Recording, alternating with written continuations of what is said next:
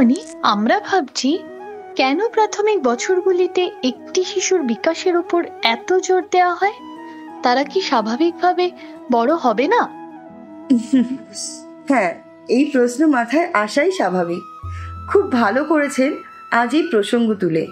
কি জানেন, আমাদের ভবিষ্যৎ গঠনে শৈশবের প্রথম কিছু বছরের বিকাশ বিশেষ গুরুত্বপূর্ণ। শিশু কী পরিবেশে কীভাবে বেড়ে উঠছে তা নির্ণয় করবে তার ভবিষ্যৎ ও সমাজের ভবিষ্যৎ। সত্যি? কেমন করে? পরবর্তী জীবনের ভিত্তি হলো শৈশবকাল।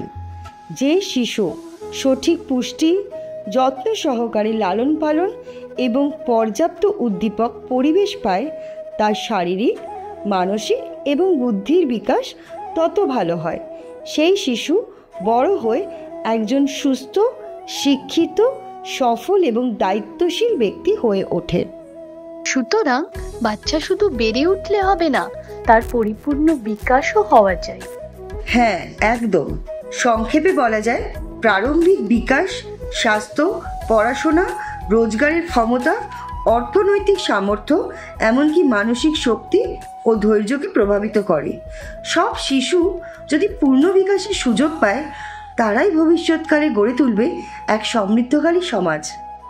এটা অবিশ্বাস্য, কিন্তু কিভাবে এটা ঘটা সম্ভব? প্রকৃতপক্ষে গর্ভধারণ থেকে 3 বছর বয়স পর্যন্ত মস্তিষ্কের উল্লেখযোগ্য বৃদ্ধি ঘটে। মস্তিষ্কের কোষের সংখ্যা ও তাদের মধ্যে সংযোগ স্থাপন অতি দ্রুত হারে হতে থাকে। তার ফলে অতি দ্রুত মস্তিষ্কের বিকাশ হয়, তার আকারে, গঠনশৈলীতে এবং কার্যকারিতায়। মস্তিষ্কের বিকাশের 75% এই বয়সের মধ্যে সম্পূর্ণ হয়ে যায়। সত্যি? আমার ধারণা ছিল না যে এই বিষয়টি এত জটিল। প্রকৃতপক্ষে পরিবেশগত উদ্দীপনা একটি গুরুত্বপূর্ণ ভূমিকা পালন করে মস্তিষ্কের বিকাশে। আমাদের পেশির মতো মস্তিষ্ককে যত বেশি কাজ করানো হবে, অর্থাৎ নানাভাবে উদ্দীপিত করা হবে, সে তত শক্তিশালী হবে। কিন্তু কিভাবে আমরা আমাদের সন্তানের সার্বিক বিকাশের পথ দেখাতে পারি? সত্যি চমৎকার প্রশ্ন। আপনি আপনার সন্তানের প্রথম শিক্ষক। প্রথম দিন থেকেই তাদের বেড়ে ওঠায় সাহায্য করছেন। আপনাকে অবশ্যই শিশুর স্বাস্থ্য ও পুষ্টির যথাযথ যত্ন নিতে হবে। নিশ্চিত করুন যে তারা যেন একটি নিরাপদ এবং নিশ্চিন্ত পরিবেশে বেড়ে ওঠে।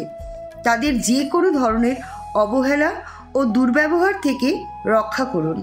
সঠিক মস্তিষ্কের বিকাশের জন্য তাদের প্রথম দিন থেকেই নতুন জিনিস শেখার যথেষ্ট সুযোগ করে দিন। এটা অত্যাবশ্যক যে আপনি তার সাথে খেলবেন এবং তার প্রতি মনোযোগী হবেন।